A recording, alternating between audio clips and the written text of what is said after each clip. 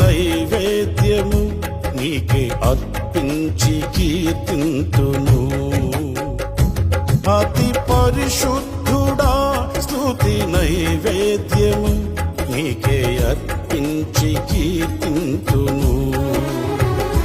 నీవు నా పక్షమై నన్ను దీవించగా, నీవు నా తోడువై నన్ను నడిపించగా, జీవింతును నీ కోసమే. ఆశ్రయమైన నా యేసయ్యా,